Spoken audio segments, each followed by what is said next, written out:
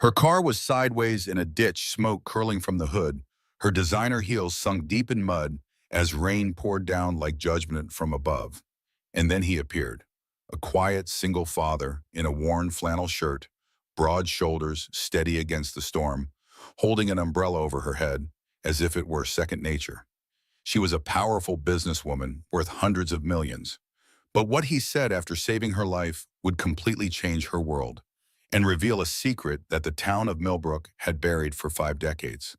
The dark clouds had been gathering over Millbrook, Pennsylvania since dawn, a brooding mass that local meteorologists were calling the storm of the half-century. Radio stations interrupted their regular programming with urgent warnings.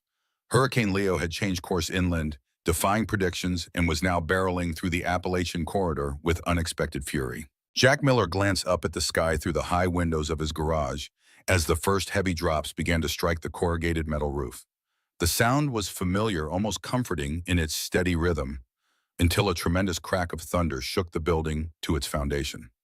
The vintage neon sign outside flickered once, twice, then stabilized its red glow, proclaiming Miller's Auto in script that hadn't changed since his grandfather opened the place in 1952.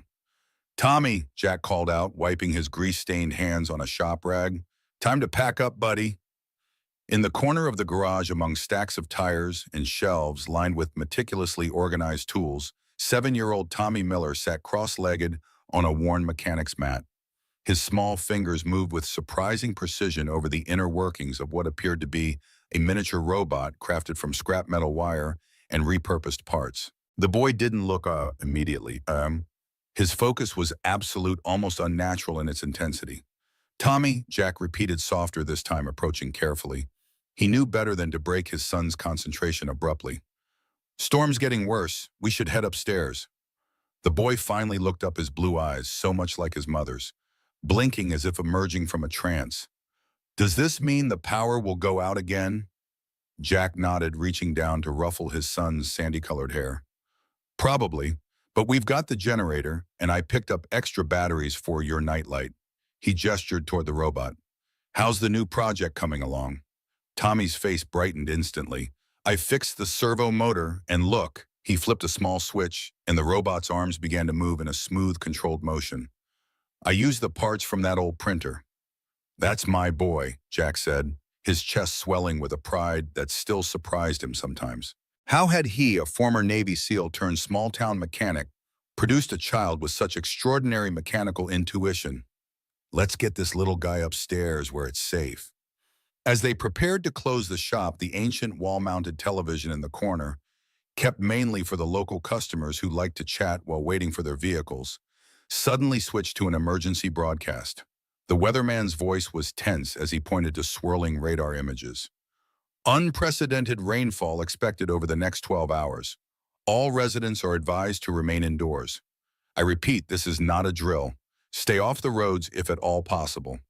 Jack clicked off the TV and turned to the framed photographs on the wall behind the counter. Decades of Millbrook history preserved under glass. There was his grandfather in his World War II uniform, standing proudly beside a Jeep with the same Miller's Auto logo hand-painted on the door. Next to it, his father in Vietnam, fatigue's arms slung around fellow soldiers. And then Jack himself, younger and harder-faced in his Navy dress whites at graduation from Buell's training before he'd earned his trident and joined the elite ranks of the SEALs. His eyes lingered on the last photo. Sarah holding newborn Tommy in the hospital, her smile tired but radiant. A year later, she'd be gone, chasing her journalism career and leaving behind the small-town life that was suffocating her. She'd left the infant Tommy with a note that read simply, "He deserves better than I can give him right now." Thunder crashed again, jolting Jack back to the present. "Come on, Tommy, let's batten down the hatches." As they secured the garage, an old Chevy pickup truck pulled hastily into the lot, splashing through the rapidly forming puddles. Frank Wilson, 72 years old and as sturdy as the oak trees that lined Millbrook's Main Street, hurried toward them, his Vietnam veteran's cap pulled low against the rain. "Jack, glad I caught you," Frank called out, his voice carrying over the storm. "Just heard on the radio that the Westbrook Bridge is washing out. County's closing it within the hour." Jack nodded grimly. "Thanks for the heads up, Frank. You heading home now?" "Straight there. Marie's got the hurricane kit ready." The older man glanced at Tommy with a warm smile. Hey there, Professor. Building another one of your flying machines. Tommy, usually shy around most adults, brightened at Frank's familiar presence. It's a rescue robot for finding people in storms. Frank's weathered face creased into a grin. Well, we might just need that today, son. He turned back to Jack, his expression sobering. Listen if you need anything. We'll be fine, Jack assured him. Got everything we need upstairs. You be careful, driving home, you hear? With a final wave, Frank dashed back to his truck and pulled away, leaving Jack and Tommy alone in the rapidly intensifying storm.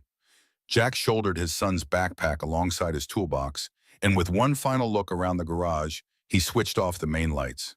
The neon sign outside would stay on, a Miller family tradition during storms, a beacon for anyone who might need help.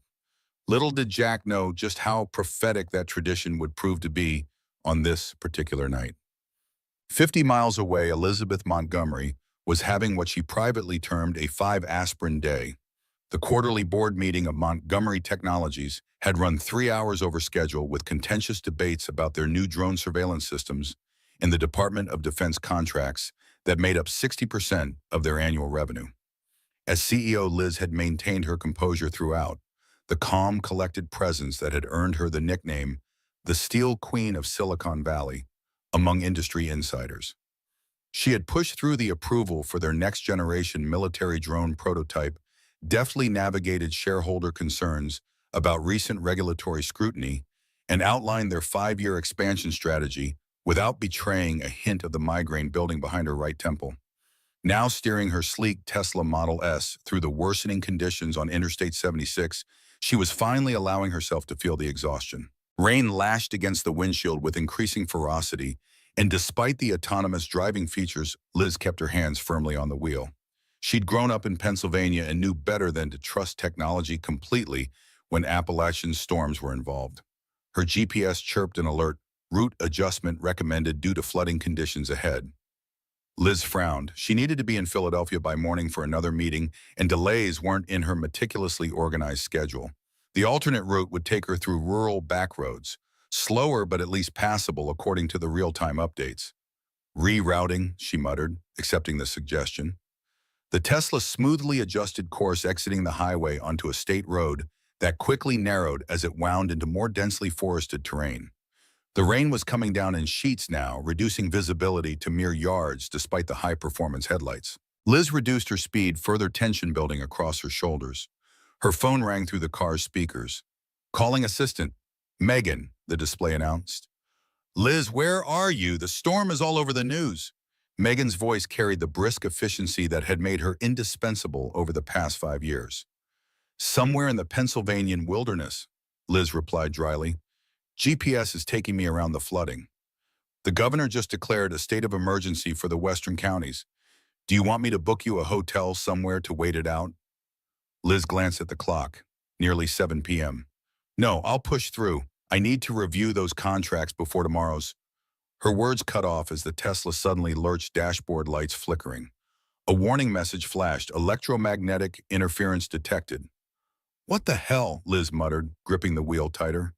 Liz, what's happening? Megan's voice crackled with static. Something's wrong with the car's systems went dark without warning. No lights, no power steering, nothing. In the same instant, Liz felt the wheels lose traction on the water-slicked asphalt. The Tesla began to hydroplane, spinning toward the shoulder of the road. Liz. Megan's voice disappeared as the communications system died. Everything slowed down as Liz's crisis training kicked in. 10 years on the Montgomery Technologies Board had included mandatory emergency response protocols, skills her grandfather, the former senator, had insisted upon for all family members during the Cold War era. She turned into the skid, fighting for control, but physics was unforgiving. The Tesla slid sideways, plunging off the road and down a shallow embankment before coming to rest at an angle, its front end buried in mud and water, steam rising from the hood where rain struck hot metal. For a moment, Liz sat perfectly still, mentally scanning for injuries. Nothing broken, though her neck would surely protest tomorrow. She tried the ignition. Nothing. The car was completely dead, not even hazard lights functioning. Her phone showed no signal bars. Perfect. She murmured the word, carrying all the frustration she rarely allowed herself to express in boardrooms.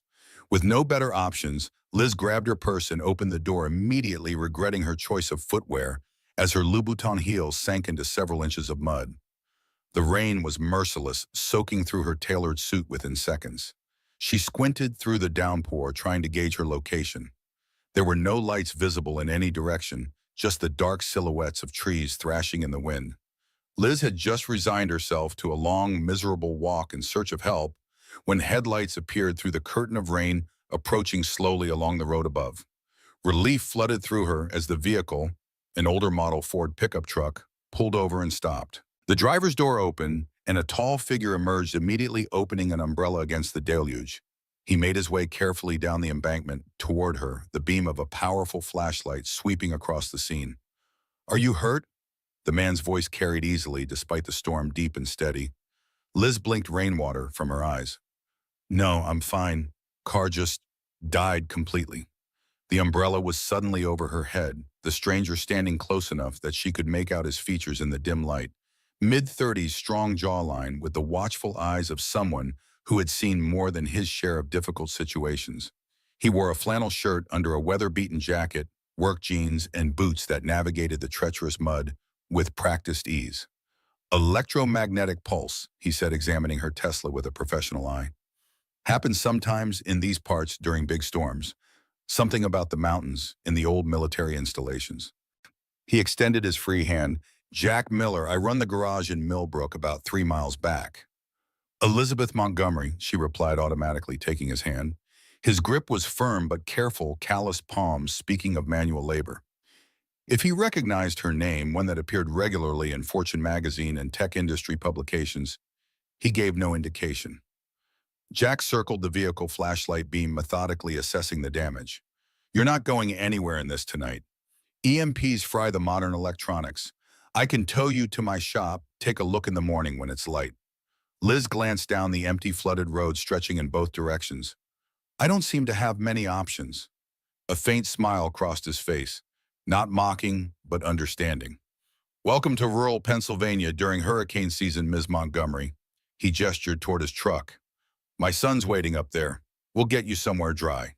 Something in his matter-of-fact competence put Liz at ease despite the situation. She followed him up the slippery embankment, accepting his steadying hand when her heels threatened to betray her.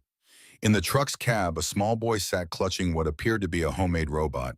He watched her with solemn blue eyes as Jack helped her into the middle seat. "This is my son, Tommy," Jack said, closing the door against the storm before jogging around to the driver's side.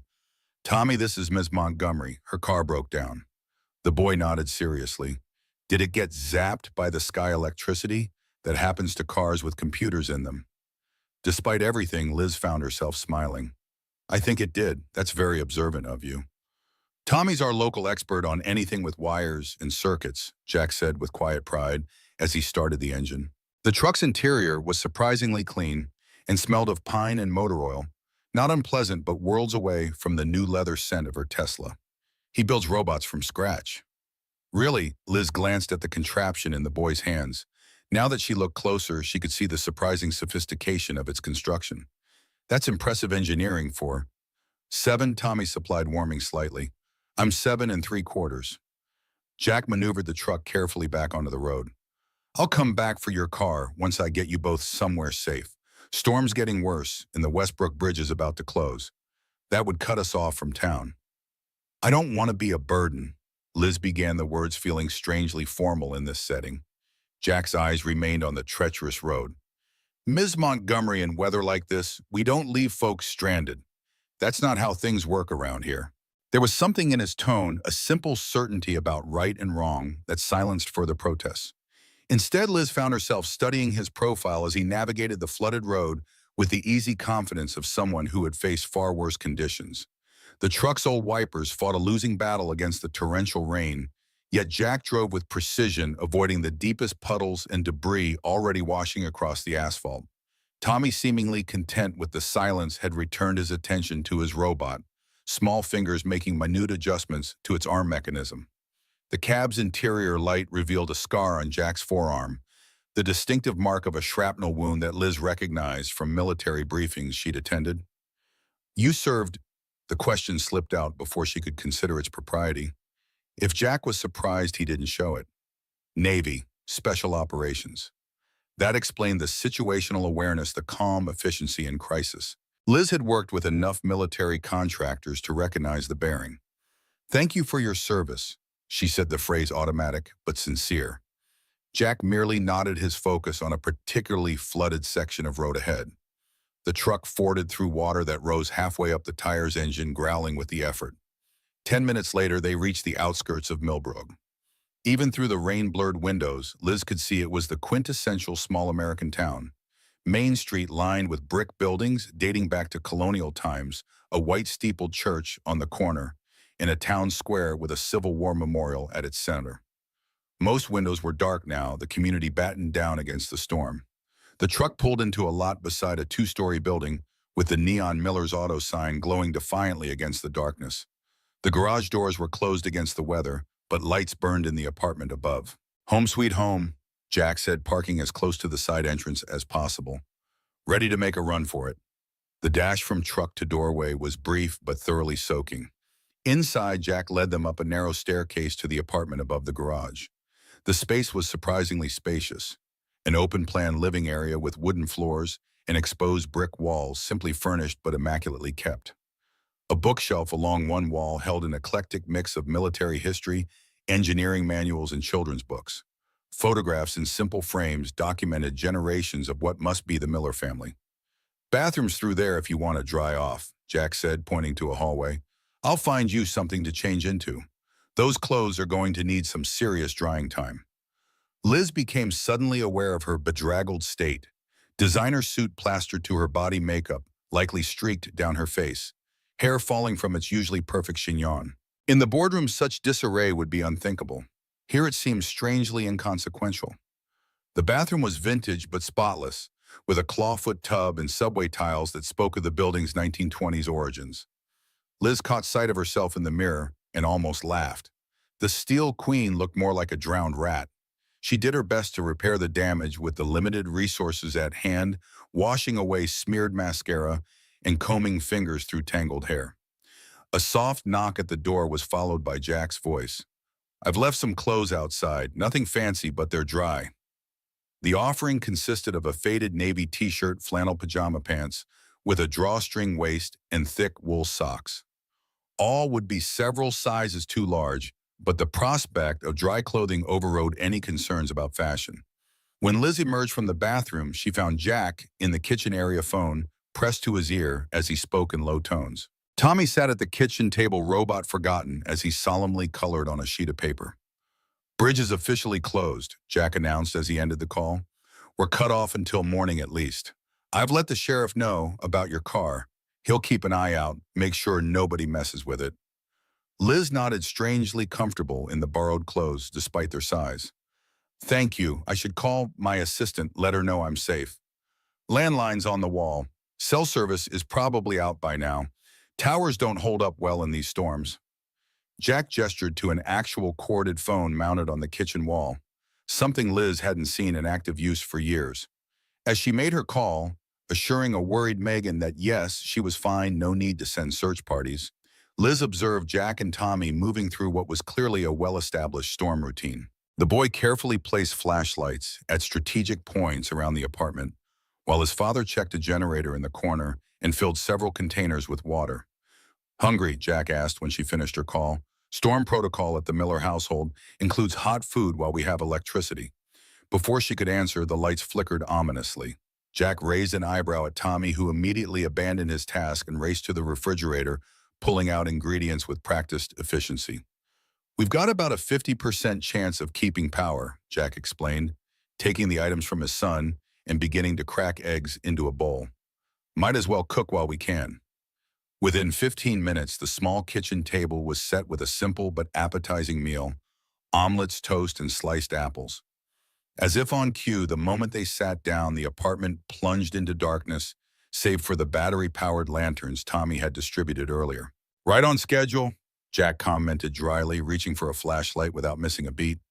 Tommy want to fire up Gerard? The boy grinned and hurried to the corner where he switched on what appeared to be a modified camping generator. Soft light immediately flooded from LED strips mounted along the ceiling edges. Tommy designed the backup lighting system, Jack explained, noting Liz's impressed expression. We call the generator Gerard. After Gerard Way, Tommy added seriously, he's the singer from My Chemical Romance. Dad plays their music in the garage. The incongruity of the tough ex-military mechanic listening to emo rock while working on cars startled a genuine laugh from Liz, a rare sound in her carefully controlled life. Jack's eyes crinkled slightly at the corners in response, the closest he seemed to come to a full smile. They ate by the gentle glow of Tommy's lighting system, the storm raging outside now completely blocked by storm shutters that Jack had closed over the windows. The wind howled occasionally down the chimney of the old fireplace, adding an almost cozy atmosphere to their impromptu shelter. So, Jack said as they finished eating Montgomery Technologies. That's your company. Liz nodded surprised. You've heard of us. Military contracts, drone surveillance systems. Your grandfather started it during the Cold War, if I remember right. At her startled look, he added, I read more than car manuals, Ms. Montgomery. Liz, she corrected automatically. And yes, my grandfather founded the company in 1953. Originally Defense Communications, then expanded into surveillance in the 70s. And now you're the CEO. It wasn't a question. For the past 8 years, she confirmed, we've shifted more toward domestic security and emergency response systems recently. Tommy, who had been quietly listening, suddenly perked up. You make drones like flying ones. Among other things, Liz replied, warming to the boy's interest. Our newest models can stay airborne for 72 hours without refueling and navigate completely autonomously. Tommy's eyes widened. Do they have thermal cameras for finding people? The search and rescue models do. They can detect a human heat signature under 3 feet of rubble or dense forest canopy. Cool. Tommy breathed, clearly impressed. He glanced at his father. Dad, that's like what I'm trying to build, but way better. Jack nodded, a thoughtful expression crossing his face. Ms. Montgomery, Liz, probably has entire engineering teams working on those designs, buddy. 78 engineers in the drone division alone, Liz confirmed. But it all starts with the same curiosity you have, Tommy. Every great innovation begins with someone asking, how could this work better? The conversation shifted to Tommy's robots, the boy gradually overcoming his shyness to explain his designs with increasing animation. Jack watched with quiet pride, occasionally translating when his son's explanations veered into his own unique technical vocabulary. As Tommy demonstrated the articulated arm of his latest creation, a sudden violent thunderclap shook the building, causing the lights to flicker, despite being on the generator circuit. The boy froze, eyes wide, hands immediately covering his ears. Jack was beside his son in an instant, one arm around his shoulders. It's okay, buddy. Just the storm saying hello. His voice had shifted to a gentler register, the words clearly part of a familiar reassurance routine. Tommy nodded stiffly but didn't lower his hands. Jack reached into his pocket and produced what looked like custom-molded earplugs, which the boy accepted gratefully, inserting them with practice movements. Sensory sensitivity, Jack explained quietly to Liz as Tommy relaxed suavely. Part of his autism spectrum diagnosis. Certain sounds can be overwhelming. Liz nodded, recalling articles she'd read about neurodiversity in tech industries. Many of her most brilliant engineers exhibited similar traits. My chief systems architect wears noise-canceling headphones all day, says it helps him visualize code structures better. Something in Jack's expression eased, the wariness of a parent accustomed to explaining, defending, advocating. Tommy's brain is wired for engineering, sees connections most people miss. Pride mingled with a father's concern. School's been challenging, though. I can imagine, Liz said, watching as Tommy, ears now protected, returned to his robot with renewed focus, the storm momentarily forgotten. Conventional classrooms aren't designed for unconventional minds. Jack's eyebrow raised slightly, surprised by her understanding. No, they're not. A comfortable silence fell between them, broken only by the storm's continued assault and the occasional murmured commentary from Tommy as he worked. Jack cleared the dinner dishes, declining Liz's offer to help with a simple, "You're the guest." Later, as Tommy reluctantly prepared for bed, "But Dad, Ms. Montgomery might want to see my drone designs." Liz found herself drawn to the photographs on the bookshelf. They told the story of a family deeply rooted in servicemen in various military uniforms across generations, women in nursing caps, or standing beside Red Cross vehicles. One photo in particular caught her attention. A much younger Jack, in full Navy dress uniform, arm around a petite woman with Tommy's blue eyes and a radiant smile. "My late wife, Rebecca," Jack's voice came from behind her. "Tommy has her eyes, and her mechanical intuition."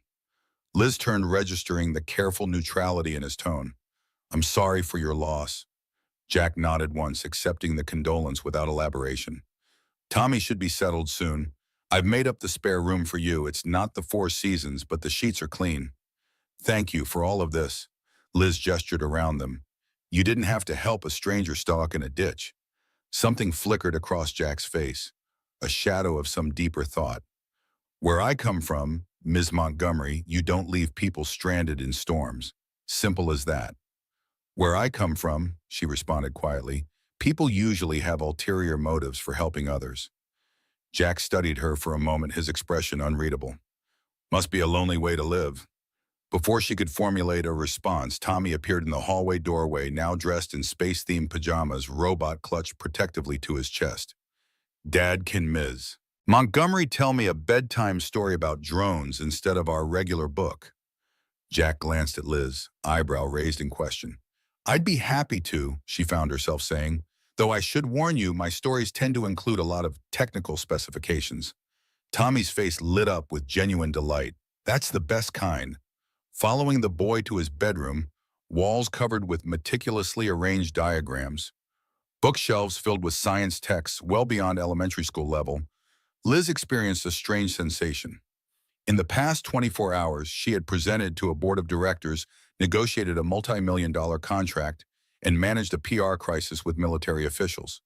Yet somehow this moment, sitting on the edge of a twin bed in a small apartment above a garage in a town she'd never heard of until today, about to tell a bedtime story to a child she'd just met, felt oddly significant. Tommy looked up at her expectantly, blue eyes serious beneath a shock of sandy hair that refused to lie flat.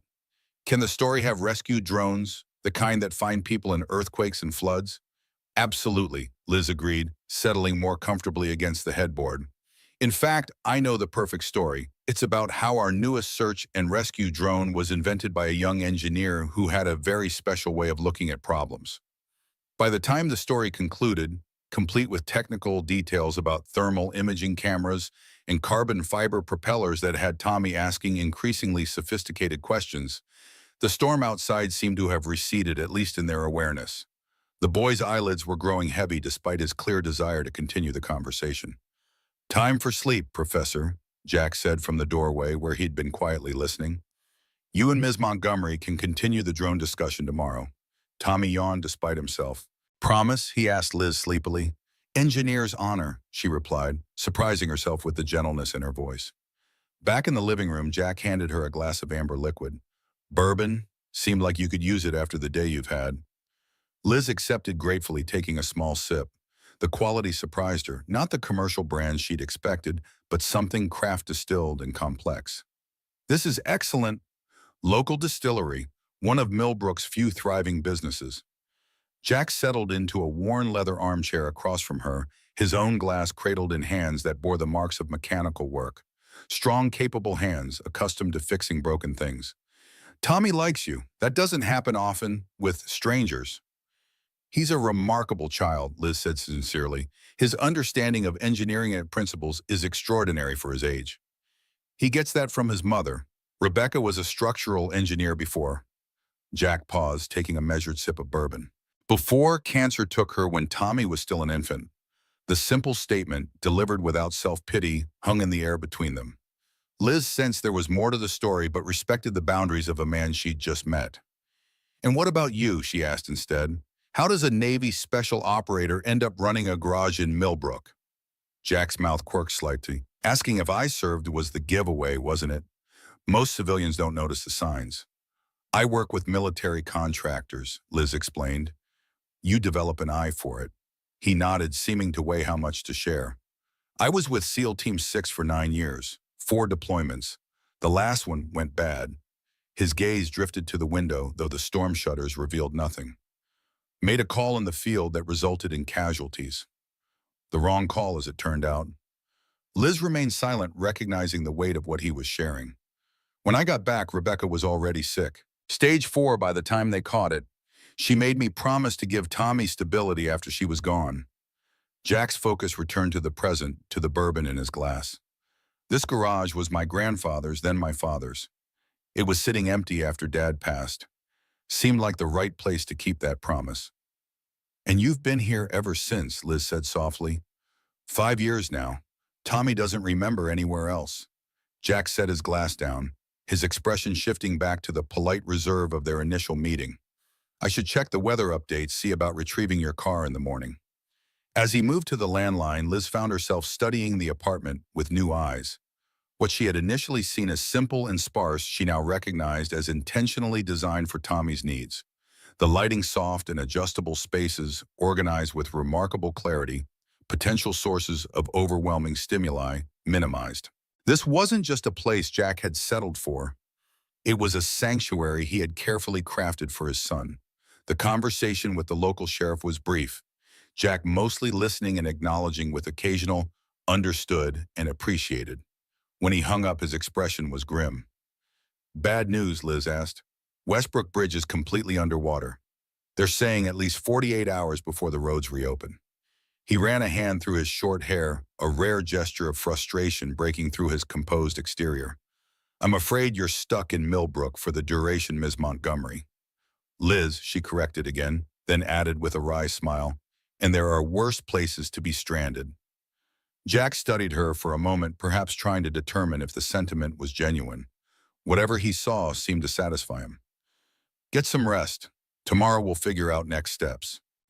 In the spare bedroom, clearly Tommy's project room hastily cleared to accommodate her, Liz sat on the edge of the twin bed and checked her phone out of habit. No signal as expected. For the first time in years, she was completely disconnected from her empire. No emails, no crisis calls, no board members demanding immediate attention. The sensation was oddly liberating. Outside, the storm continued its assault on Millbrook, rain lashing against the building in rhythmic waves. But here in this unexpected sanctuary, Liz felt a curious sense of security. She thought of Jack Miller, his quiet competence, his devotion to his son, the shadows of his past, visible only in glimpses, and realized she had never met anyone quite like him in her carefully curated world of power and influence. As she drifted towards sleep, lulled by the storm and the unfamiliar comfort of flannel pajamas, Elizabeth Montgomery, the CEO of a multi-billion-dollar technology empire, found herself wondering what other surprises this small town and its inhabitants might hold. She could never have imagined just how profound and dangerous those surprises would prove to be. Morning broke over Millbrook with deceptive gentleness, pale sunlight filtering through gaps in the storm shutters. For a disorienting moment, Liz stared at the unfamiliar ceiling, the events of the previous night rushing back as she registered the distant sounds of movement in the kitchen. The storm had subsided to a steady drizzle, the violent winds now just a memory marked by debris scattered across the town.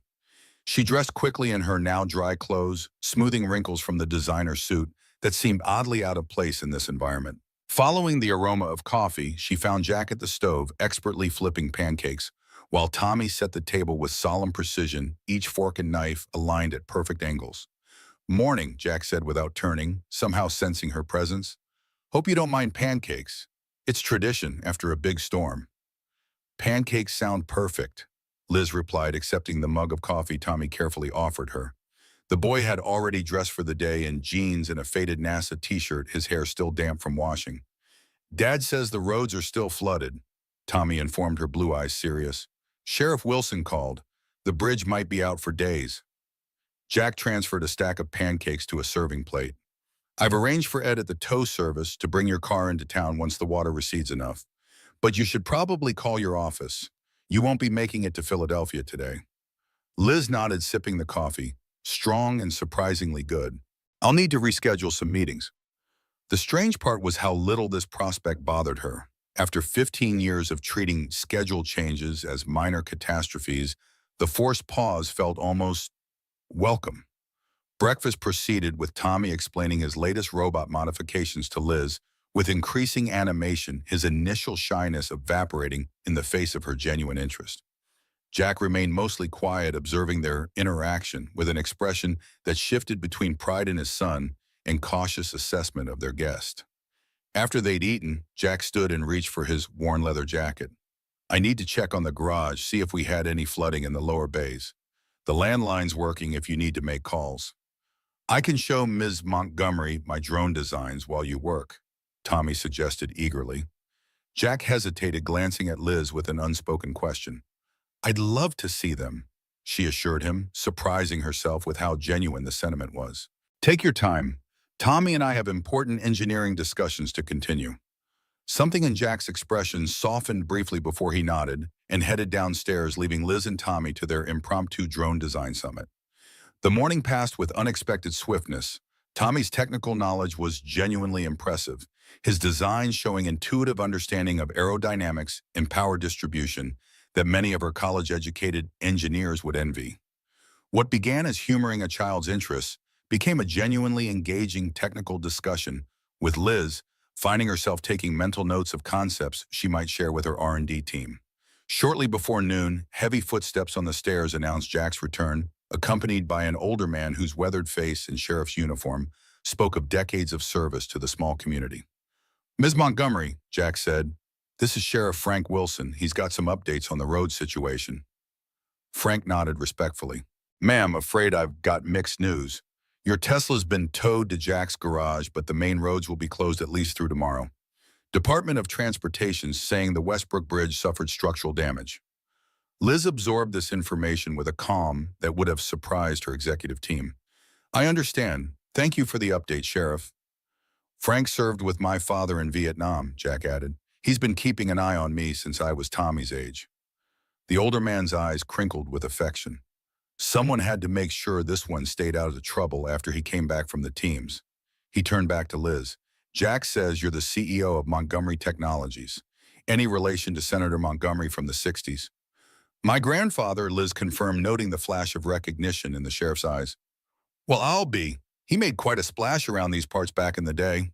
Frank's expression held something Liz couldn't quite interpret. Not quite wariness, but a guarded interest. "The Montgomery name has history in Millbrook, though it's been some time since any of your family visited." Before Liz could inquire further, Tommy tugged at Jack's sleeve. "Dad, can we show Ms. Montgomery the garage? Her car is there now, and she might want to see it." Jack glanced at his son, then at Liz. "If you'd like to see the damage, we can head down. Your car's going to need specialized parts, though. The electrical system took a serious hit from the electromagnetic pulse." Frank excused himself with a tip of his hat, promising to return with any road updates, while Liz followed Jack and Tommy downstairs to the garage. In daylight, Miller's Auto revealed itself as larger than she'd initially estimated. 4 service bays, a small office area, and walls covered with automotive memorabilia spanning decades. The space was immaculately organized, tools arranged with military precision, floors clean, despite the nature of the work performed there. Her Tesla sat in the center bay, hood open, looking strangely vulnerable among the vintage equipment. Jack moved around it with professional efficiency, pointing out the damaged components to Tommy, who nodded with serious understanding. "The main control module is fried," Jack explained, gesturing to the complex electronics, "and the battery management system took collateral damage. I've got a friend at a specialized shop in Pittsburgh who might be able to get the parts, but it won't be quick." Liz stepped closer, examining the sophisticated vehicle she normally took for granted. "How does an electromagnetic pulse cause this kind of damage? I thought those were theoretical or weapons-based." Jack's expression turned thoughtful. "They're rare naturally, but this region has some unusual electromagnetic properties. Military did testing here during the Cold War, something to do with the mineral composition in the mountains. Sometimes during severe electrical storms, we get localized EMPs. Mostly affects newer vehicles with advanced electronics. That's why Dad keeps old trucks," Tommy added proudly. "No computers to break." As they discussed repair options, the garage's side door opened, admitting a group of local residents clearly curious about their visitor. Jack made brief introductions. Ed from the tow service, Martha, who ran the diner on Main Street, Bill from the hardware store. Each greeted Liz with the reserved politeness of small-town America, Their eyes holding questions they were too courteous to ask directly. Word travels fast in Millbrook, Jack explained after they'd departed, having extracted promises that Jack would bring Ms. Montgomery from the big tech company by the diner later. I'm becoming quite the local attraction, Liz observed with dry humor. We don't get many CEOs stranded during hurricanes, Jack replied, the corner of his mouth lifting slightly, especially not ones with government contracts and family connections to the area. There it was again, that hint that the Montgomery name held significance in Millbrook beyond what she understood. Liz filed the observation away for later exploration as Jack's phone rang.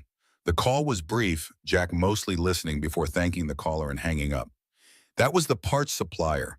They can't get anything to us until the road's clear, which won't be before Thursday at the earliest. Liz calculated quickly. 3 more days in Millbrook minimum. Meetings to reschedule decisions delayed board members to appease. Strangely, her first thought wasn't of the professional complications, but of the unexpected opportunity this represented.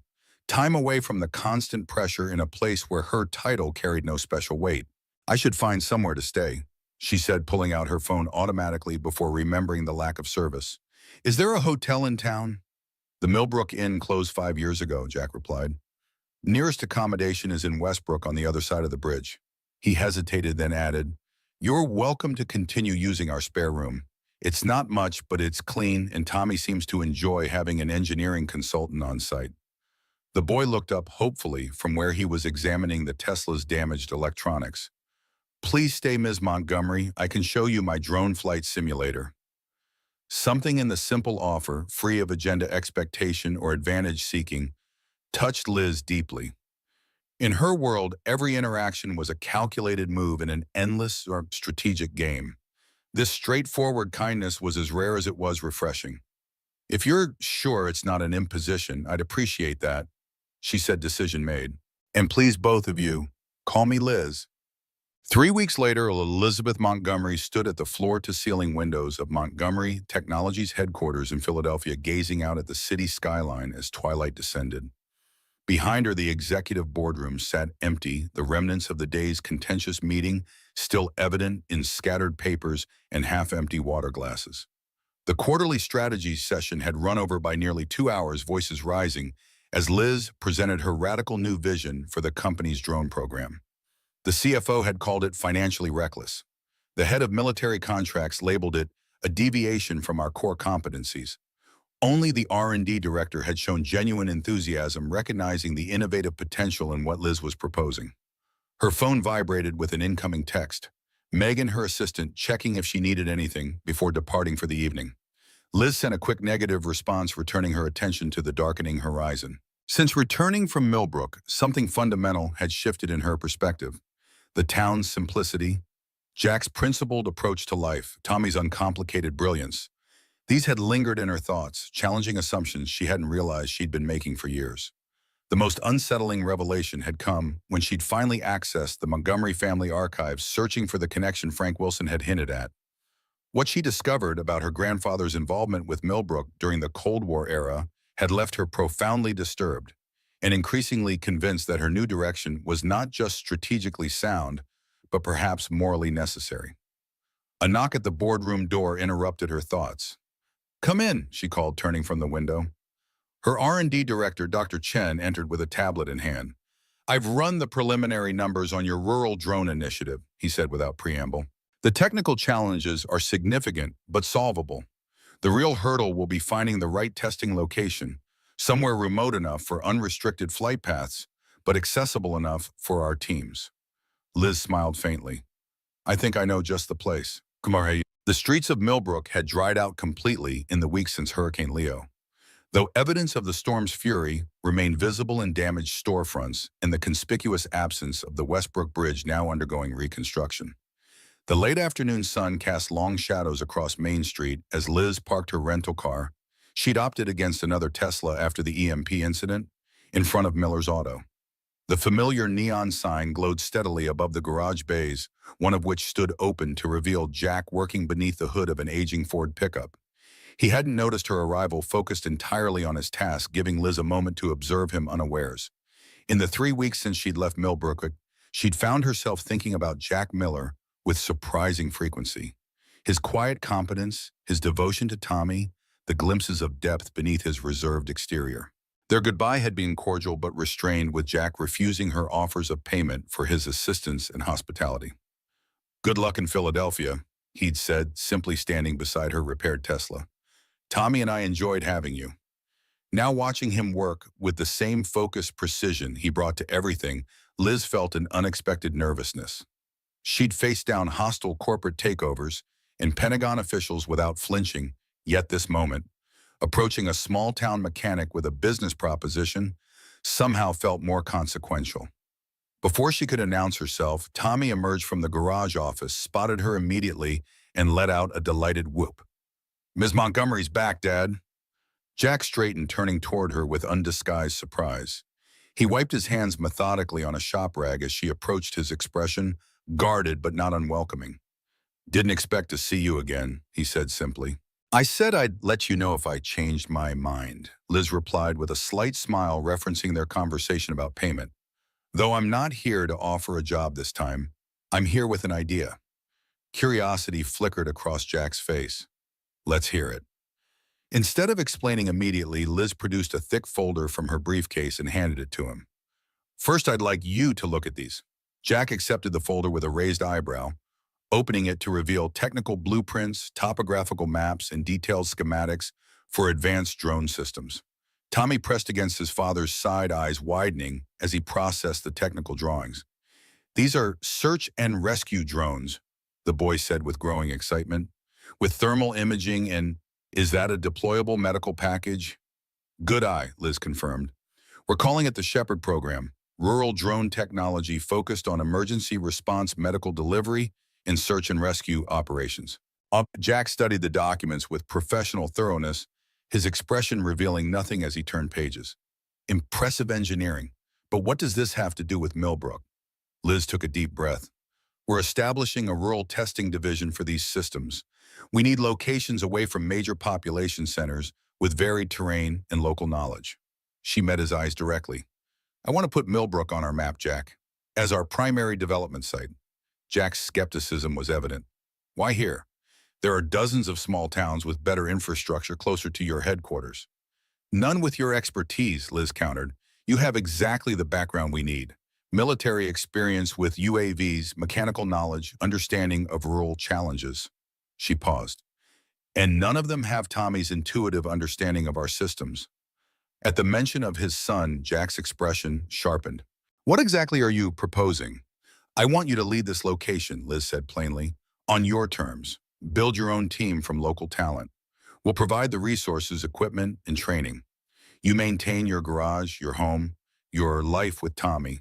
We build around you, not over you." For a long moment, Jack was silent, his thoughts unreadable behind careful eyes. Then he glanced down at his son, who was practically vibrating with excitement. "Dad," Tommy whispered loudly, "we could build real rescue drones, like the ones in Miss Montgomery's story."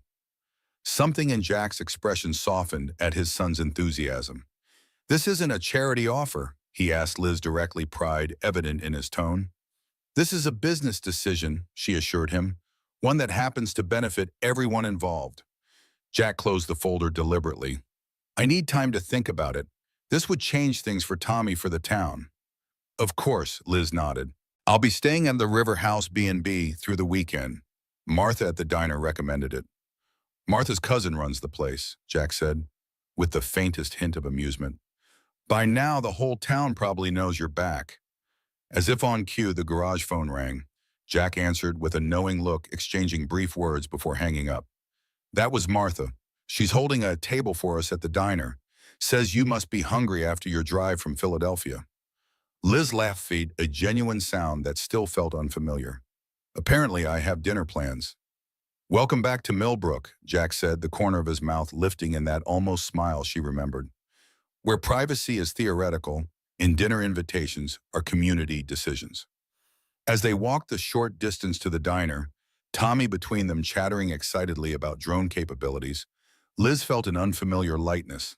For the first time in years, she was pursuing a business venture driven not by market analysis or shareholder value, but by something that felt remarkably like purpose.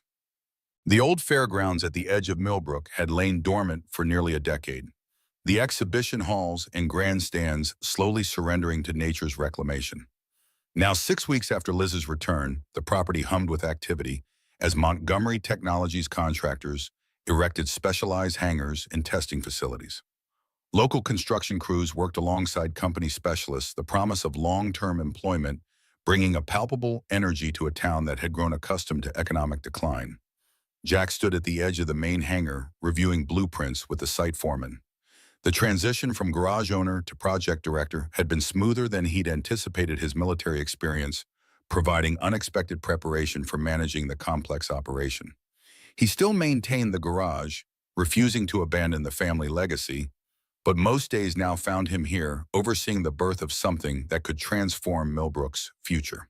The sensor calibration chamber needs to be completely electromagnetically shielded, he instructed, pointing to the relevant section of the plans. Given the unusual properties in this region, standard specifications won't be sufficient. The foreman nodded, making notes. We've had to adjust multiple systems already. Never seen EM readings like these outside of military installations. Jack's expression remained neutral, though the comment registered significantly. The unusual electromagnetic properties of the Millbrook region had been a background concern throughout his life, first noted by his grandfather after World War II. Local lore attributed it to mineral deposits in the surrounding mountains, but Jack had always suspected there was more to the story, particularly given the Cold War-era military presence that had once dominated the area. As the foreman moved away to relay the updated specifications, Jack's attention was drawn to the main entrance where Liz's car was pulling in. Over the past weeks, her visits to the Millbrook site had become increasingly frequent, her personal involvement in the project surprising many at Montgomery Technologies. Today, she wasn't alone.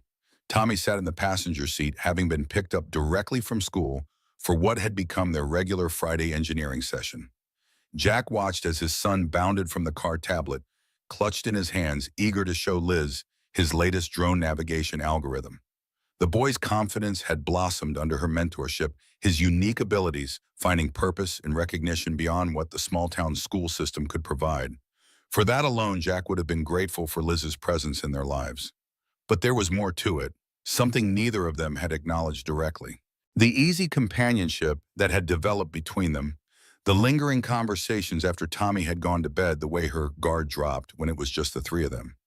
In Philadelphia, she might be the formidable CEO, but here in Millbrook, she was simply Liz. Brilliant and driven, yes, but also increasingly relaxed, genuine, present. She spotted him across the construction site and raised a hand in greeting, her professional attire now typically supplemented with practical boots when visiting the muddy construction site. Jack returned the gesture, noting the portfolio tucked under her arm, new designs for the search and rescue systems they were developing. As they approached, Tommy raced ahead, excitement apparent in every movement. Dad, Ms. Montgomery brought the new sensor arrays. They can detect heartbeats through concrete. Jack smiled at his son's enthusiasm. Did she now? That's quite an upgrade from your cereal box prototypes. But I gave her the idea, Tommy insisted. Remember my drawings about sound waves going through walls? He's not wrong, Liz confirmed, reaching them slightly breathless from trying to keep pace with Tommy. His concept for harmonizing multiple frequency bands gave our engineers a new approach to the penetrating radar system.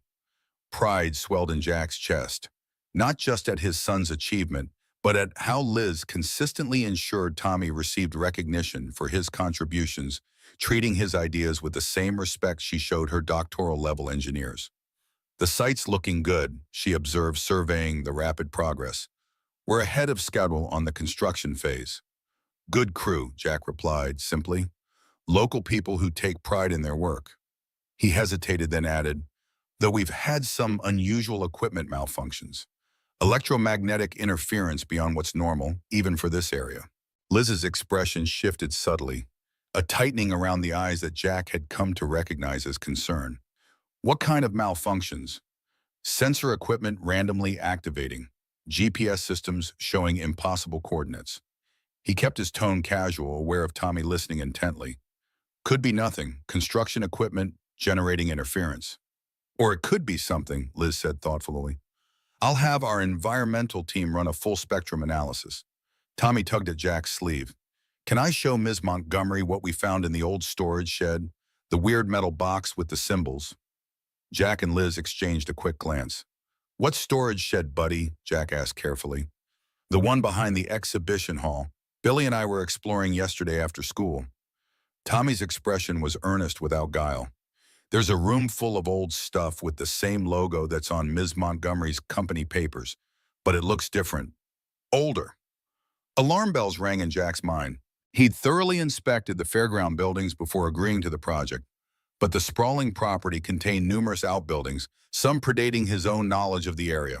Show us, he said, his tone shifting to one Tommy would recognize from their safety discussions, serious not to be questioned. The boy led them across the construction site toward the dilapidated exhibition hall, circling behind it to what appeared to be a maintenance annex partially obscured by overgrown vegetation.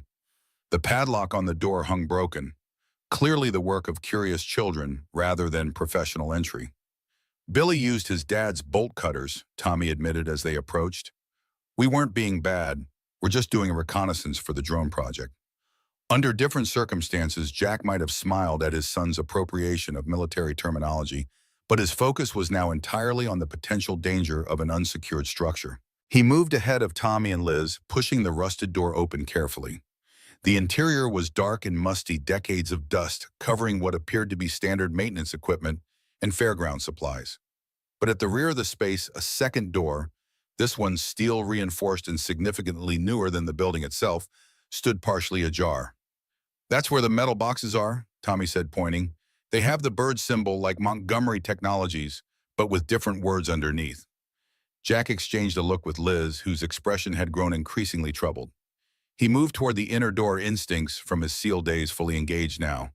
The heavy door swung open with surprising ease, revealing a room that clearly hadn't been designed for fairground maintenance. Metal shelving lined the walls, holding sealed containers, bearing faded but still legible labels. Project Nighthawk, classified, Montgomery Industries. Each bore a security classification and date stamp, most from the late 1960s and early 1970s. A large map dominated one wall, the Millbrook region, marked with concentric circles and notation points. This isn't fairground equipment, Jack said quietly, examining the nearest container without touching it. No, Liz agreed, her voice equally low. This is my grandfather's work. She stepped closer to the map, studying the markings with growing concern. Project Nighthawk was one of Montgomery Industries' classified operations during the Cold War. I've seen references in the company archives, but most of the documentation was supposedly destroyed decades ago. Jack processed this information rapidly, connecting it to fragments of local history he'd absorbed growing up. Rumors of secret government work in the hills outside town, the unusual electromagnetic phenomena, his own father's reluctance to discuss certain aspects of his time working for government contractors in the region. Tommy, he said, maintaining a calm he didn't entirely feel. I need you to go back to the main hangar and find Mr. Peterson. Tell him we need the security team at the exhibition hall annex immediately. The boy's eyes widened, sensing the gravity of the situation. Is it dangerous? Are we in trouble? No trouble, Jack assured him. But this is a restricted area now. Adult business, okay? Tommy nodded solemnly and departed with a last curious glance at the mysterious containers. Once he was safely out of earshot, Jack turned to Liz, his expression hardened. Your grandfather's work. You want to explain what Montgomery Industries was doing with a classified military operation on Millbrook Fairgrounds? Liz met his gaze directly, her own composure professional but strained. I don't know the specifics yet. Project Nighthawk was part of a series of Cold War research initiatives. My grandfather collaborated extensively with the Department of Defense on experimental technologies. Technologies that happen to be buried in my hometown. Jack's voice remained level but with an edge of steel beneath. The same hometown experiencing unusual electromagnetic phenomena that just happened to affect electronics in a very specific way. Before Liz could respond, a distant voice called Jack's name. Frank Wilson appeared in the doorway, sheriff's uniform dusty from construction site debris. Jack, I was looking for... The sheriff stopped abruptly, taking in the room's contents, his weathered face draining of color. Christ, They told us this was all cleared out in '78. Jack's attention snapped to the older man. You knew about this. Frank's eyes moved from the containers to the map and finally to Liz's recognition and something like resignation crossing his features. Not the details, just that there was government work here when I got back from Vietnam. Your father was involved toward the end before the operation shut down. He looked directly at Liz. Your grandfather gave the shutdown order personally after the incident. What incident? Jack and Liz asked simultaneously. Frank seemed to age a decade before their eyes.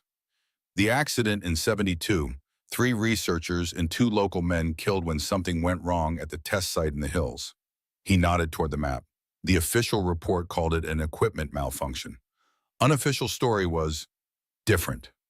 A heavy silence filled the room as the implications settled. Jack felt a cold certainty forming. The connection between Millbrook's electromagnetic anomalies, his father's eventual illness, and now Montgomery Industries' buried past. I need to know everything, he said, finally looking between Frank and Liz. If we're building a major technology center here with my son involved, I need to know exactly what happened in those hills. Liz nodded slowly, her professional mask slipping to reveal genuine concern. I'll request full access to the archive materials. If Montgomery was responsible for something that harmed this community, I want to know as much as you do. The moment was interrupted by the arrival of the security team professionals in Montgomery Technologies uniforms who quickly secured the room and began documenting its contents. Jack stepped outside, needing space to process this unexpected development. Frank followed, his expression grave. There's more to this than just old research, Jack, the sheriff said quietly. That accident changed things around here. People who asked questions found themselves relocated, bought out, or worse. Your father was one of the few who stayed, and you saw what happened to him. Jack remembered all too well. His father's slow deterioration from a rare form of cancer, the medical bills that had nearly bankrupted the family, the questions that were never fully answered about possible connections to his work. Why are you telling me this now? He asked, an unfamiliar anger rising. You've known me my entire life, Frank. The older man's eyes held regret and something like fear. Because Montgomery's back in Millbrook, and history has a way of repeating when old secrets get disturbed. He placed a hand on Jack's shoulder. Be careful who you trust, son. Even the people with the best intentions can be blind to their family's sins. As Frank walked away, Jack turned to find Liz standing in the doorway, her expression suggesting she'd heard at least part of the conversation. For a moment, neither spoke, the easy companionship of recent weeks suddenly complicated by decades-old secrets and unresolved questions. I'm not my grandfather, Jack, she said finally, her voice quiet but firm. Whatever happened here, I want the truth as much as you do. Jack studied her years of military training, helping him read the sincerity in her eyes. Then let's find it. Together. Before she could respond, a commotion from the main construction site drew their attention.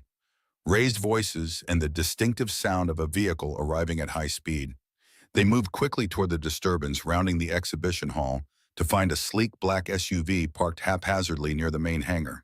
A woman stood arguing with the site foreman, her designer outfit in perfect blowout, marking her as distinctly out of place in the dusty construction zone. As they approached, Jack felt a jolt of recognition that stopped him cold. Sarah, he said, the name coming out flat and hard. The woman turned, revealing a face Jack hadn't seen in 4 years. Beautiful in a calculated way, with the practiced smile of someone accustomed to getting what she wanted. Tommy stood nearby, confusion evident in his posture, as he looked between his father and the unfamiliar woman. Jack, Sarah replied, her voice carrying the polished cadence of her broadcast journalism training. It's been a while. 4 years, 3 months, he corrected, moving protectively toward Tommy. Since you left a note saying motherhood wasn't in your career plan. Sarah's smile didn't waver, though something flashed in her eyes. Annoyance, perhaps, at having her abandonment stated so plainly. People change. Priorities shift. Her gaze shifted to Liz, assessing and instantly categorizing. Elizabeth Montgomery, your reputation precedes you. Liz stepped forward, professional mask firmly in place. I don't believe we've been introduced, Ms. Sarah Miller. Well, Carmichael now. She extended a manicured hand. I'm Tommy's mother. The boy's eyes widened, his body instinctively shifting closer to Jack. Dad, he questioned uncertainly. Jack placed a steadying hand on his son's shoulder. Why are you here, Sarah? His voice remained controlled, giving away nothing of the turmoil beneath. Can't a mother visit her son? Sarah's practiced smile didn't reach her eyes, especially when he's suddenly become involved in a high-profile technology project. Her gaze swept the construction site. Quite a change from fixing trucks in a garage, Jack. The calculated assessment in her tone was unmistakable. Jack felt Tommy tense beneath his hand, the boy's sensitivity to emotional undercurrents alerting him to the conflict brewing. Tommy, Liz said gently, would you show me those drone navigation algorithms you were telling me about? I think Mr. Peterson has the simulation equipment set up in the temporary office. The boy looked uncertainly between the adults, his discomfort evident.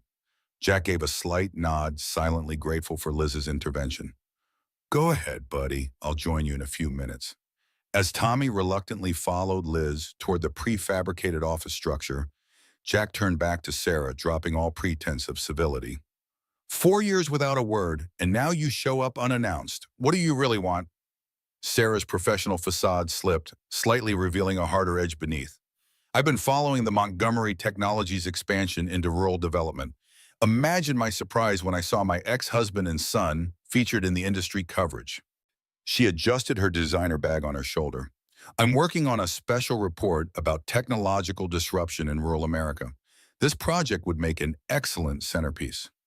You're not using Tommy for a story, Jack said flatly. He's not a prop for your career advancement. He's my son too, Jack. Sarah's voice sharpened. Legally, I still have rights despite our arrangement when I left. The implicit threat hung in the air between them. Jack felt a cold weight settling in his stomach. The familiar sensation of identifying a tactical threat, one he had hoped never to associate with Tommy's mother. You signed away those rights when you walked out, he reminded her, keeping his voice low. We both know you didn't want to be a mother then. What's changed? Sarah glanced toward the office where Tommy had disappeared with Liz. Perhaps seeing my son involved with a billion-dollar technology initiative made me reconsider my priorities. Her smile returned as sharp as a blade. Or perhaps I'm just concerned about his welfare living above a garage in a town with documented environmental hazards. Jack stiffened. What are you talking about? Oh, you didn't know? Sarah's tone was one of feigned surprise. My research team uncovered some interesting history about Millbrook, classified projects in the 1970s, unusual cancer clusters, environmental concerns that were never properly addressed. She studied her manicured nails casually. The kind of story that might interest child welfare services, especially when combined with a father who puts his son in proximity to experimental technology. The threat was now explicit, and Jack felt a surge of protective rage that he carefully contained. You're using our son as leverage for a story. I'm exploring all angles of a complex situation, Sarah corrected smoothly, including the ethical implications of Montgomery Technologies establishing operations in a community they potentially contaminated decades ago. Her gaze shifted to something over Jack's shoulder. Speaking of which, Jack turned to find Liz approaching, her expression controlled but concerned. Tommy settled with the simulation team, she informed Jack, before acknowledging Sarah with a professional nod. Ms. Carmichael, I understand you're a journalist. If you're interested in our rural drone initiative, our public relations department would be happy to arrange an official interview. How kind, Sarah replied with a smile that didn't reach her eyes. But I prefer more independent research methods, less controlled narratives. Of course, Liz said evenly, though I should mention that any reporting on this project involving minor children would require parental consent forms. Montgomery Technologies is quite thorough about privacy protections. When the subtle power move wasn't lost on Sarah, whose expression hardened almost imperceptibly. I'm sure Jack and I can come to an arrangement about Tommy's involvement. She turned back to Jack. I'm staying at the River House through the weekend. We should discuss visitation arrangements. I've missed so much of Tommy's life already. With that parting shot, she returned to her SUV, leaving Jack and Liz standing in tense silence as the vehicle pulled away in a cloud of construction dust. I assume that's Tommy's mother, Liz said quietly once the SUV was out of sight. Jack nodded, his jaw tight. Sarah left when Tommy was 3. No contact for 4 years, And now she suddenly appears the moment this project makes industry news. He ran a hand through his hair in a rare gesture of agitation. This isn't about reconnecting with Tommy. She's working an angle. The timing is concerning. Liz agreed, her analytical mind already processing implications. Especially coming the same day we discover Project Nighthawk materials. Did she mention anything about Montgomery's historical connection to Millbrook? She hinted at environmental concerns, cancer clusters, things that would interest child welfare services. Jack's expression darkened. She's threatening to use Tommy's safety as leverage. Liz's eyes narrowed, a glimpse of the formidable CEO showing through her now familiar, companionable demeanor. That won't happen. Montgomery Technologies has considerable resources for handling both legal challenges and media situations. This isn't a corporate problem to solve, Liz, Jack said, his voice low and intense. This is my son's life, his sense of security. Sarah walking back in after 4 years will confuse and hurt him, regardless of her motives. Liz's expression softened. You're right, I'm sorry. She hesitated, then added, for what it's worth, Tommy's first instinct when she introduced herself was to move closer to you. He knows who's been there for him every day. Jack's shoulders relaxed fractionally at this observation. I should go check on him. He'll have questions. Of course. Liz paused, then added, Jack, about what we found in that storage room. I've already contacted our archives division. I want full transparency about Montgomery's historical activities here. Jack studied her for a moment, weighing Frank's warning against his growing trust in Liz herself. I appreciate that, but I'll be doing my own research as well. I'd expect nothing less, she replied with a hint of her usual confidence. That's why you're running this operation. You don't take anything at face value. As Jack walked toward the temporary office to find his son, he found himself caught between two unexpected developments: Sarah's sudden reappearance and the discovery of Montgomery Industries' buried history in Millbrook. Both threatened the carefully constructed stability he'd built for Tommy, yet in entirely different ways. And somewhere in the middle stood Liz Montgomery, brilliant, driven, increasingly important to both Jack and Tommy, yet inextricably connected to the very company whose past actions might have harmed this community. The woman herself might be trustworthy, but could the same be said for the corporate empire she represented? As he approached the office and saw Tommy looking up eagerly from the drone simulation, Jack pushed these concerns temporarily aside. First priority, reassure his son that his world wasn't about to be upended. The complex web of historical secrets, corporate interests, and Sarah's ambitions would have to wait. But as the sun began to set over the Millbrook Hills, the same hills that had allegedly housed Project Nighthawk's mysterious operations, Jack couldn't shake the feeling that these threads were drawing together toward a confrontation that would change everything. The Millbrook County Courthouse stood as a testament to an earlier era, its limestone facade weathered by nearly 2 centuries of Appalachian seasons. Inside, the main courtroom retained an austere dignity. Polished oak benches, the state seal mounted prominently behind the judge's bench light, filtering through tall windows in dust-mottled beams. Today the space was closed to the public, the emergency custody hearing deemed sensitive enough to warrant privacy. Jack sat rigidly at the defendant's table, his service dress uniform, unworn since leaving the Navy, a calculated decision to remind the court of his years of decorated service. His attorney, George Harper, arranged papers with deliberate calm, though the gravity in his eyes betrayed his concern. At 65, Harper had seen enough family court cases to recognize when extraordinary forces were at play behind an ordinary proceeding. Remember, Harper murmured, Judge Colson has a reputation for putting children's welfare above all else. Don't let Sarah's accusations provoke an emotional response. Jack nodded, once his expression impassive despite the storm raging beneath. The past 3 weeks had been a calculated assault on everything he'd built since returning to Millbrook. Sarah filing for emergency custody on grounds of environmental hazards and dangerous work conditions. Subpoenaing his military records with emphasis on his final mission, questioning his decision to raise Tommy in a town with documented health concerns. The courtroom door opened, and Sarah entered with her attorney, a polished woman from a prestigious Pittsburgh firm whose services far exceeded a broadcast journalist's typical budget. Sarah had exchanged her designer outfits for a conservative blue suit that projected responsible professionalism, her hair styled simply, makeup understated. Every detail calibrated to present the image of a mother who had made mistakes but now sought redemption. Behind them came Sheriff Frank Wilson and Dr. Eleanor Reeves, Tommy's developmental specialist, both subpoenaed as witnesses. Frank caught Jack's eye with a slight nod, a silent confirmation of their late-night conversation at the garage 3 days earlier when the sheriff had finally revealed everything he knew about Project Nighthawk and its aftermath. The side door opened as Judge Colson entered, a stern-faced man in his 60s whose reputation for fairness was matched only by his intolerance for courtroom theatrics. As the proceedings formally began, Jack found his attention drawn to the main courtroom doors, which opened to admit one final observer. Liz slipped in quietly, taking a seat in the back row. She'd been in Washington the past week, digging through classified archives with the weight of Montgomery Technologies' government connections behind her. Her presence suggested she'd found something significant, information that might impact today's hearing. This is an emergency proceeding to evaluate temporary custody arrangements for minor child Thomas James Miller. Judge Colson began, his voice carrying the weight of 40 years on the bench. Ms. Carmichael, as the petitioning party, you may present your case. Sarah's attorney rose smoothly. Your Honor, we seek temporary custody based on urgent concerns for Thomas's safety and well-being.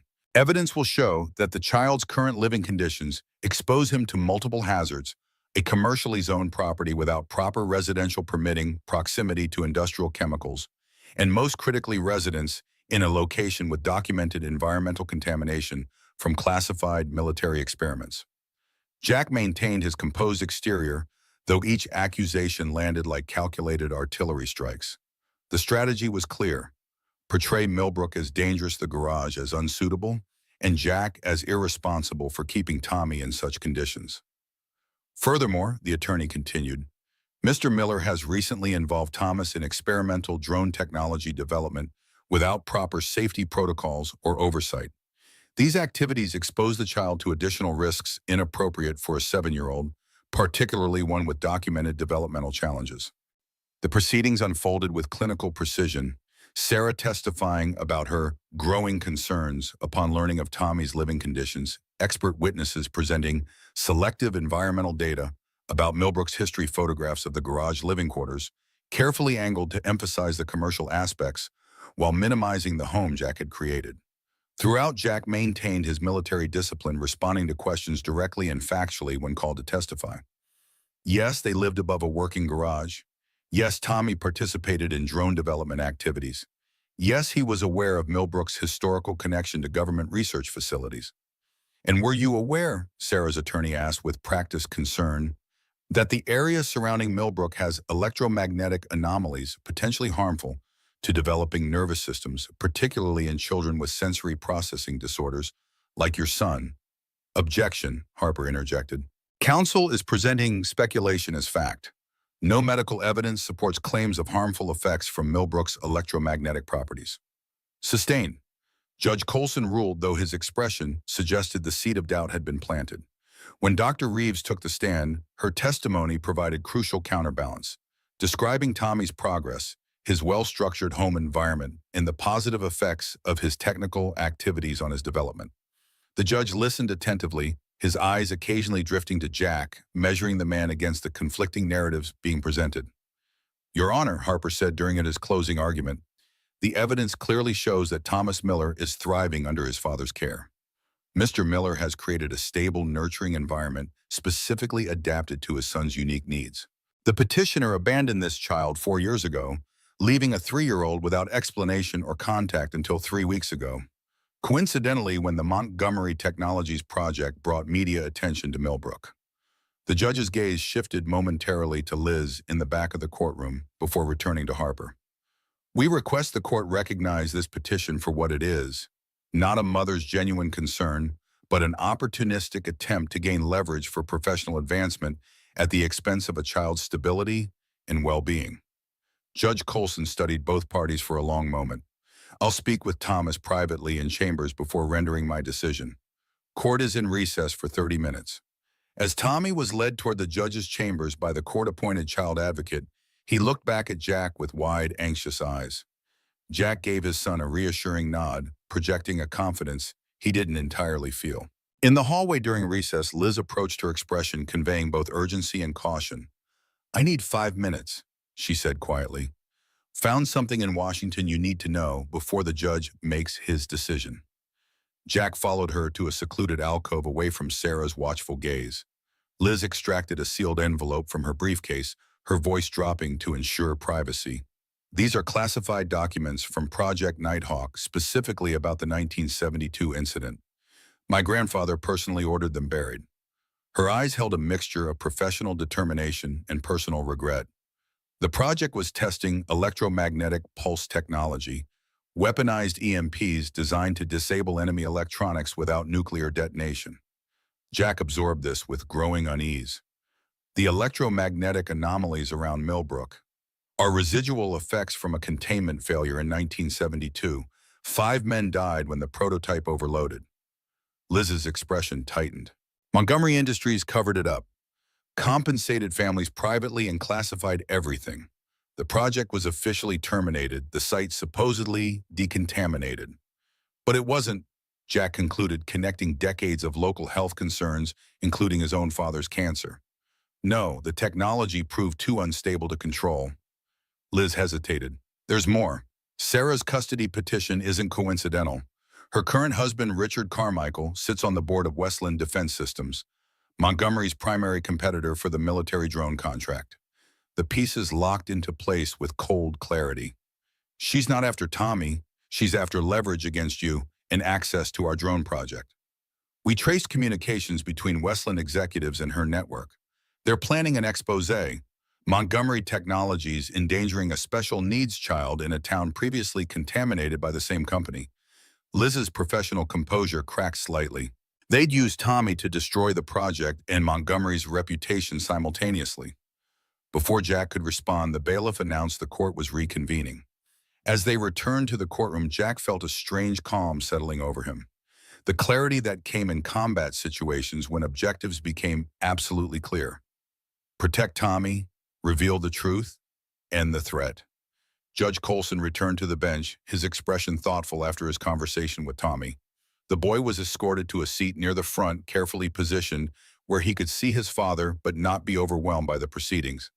"I've spoken with Thomas and found him to be remarkably articulate for his age," the judge began. "Before rendering my decision, however, there is one final matter." His gaze fixed on Sarah. "Ms. Carmichael, your petition cites concern about Millbrook's environmental hazards as a primary motivation. Yet my clerk informs me that you've simultaneously filed permits for extensive filming in the same area for a documentary series." Sarah's carefully composed expression faltered. "Your Honor, the documentary is precisely because of my concerns. Filed 2 weeks before your custody petition," the judge continued unmoved. "Additionally, this court has received evidence of communications between your current husband's company and Montgomery Technologies' competitors, discussing, and I quote, leveraging the custody situation for market advantage." The courtroom fell silent. Sarah's attorney leaned over, whispering urgently in her ear, while Tommy looked between the adults with growing confusion.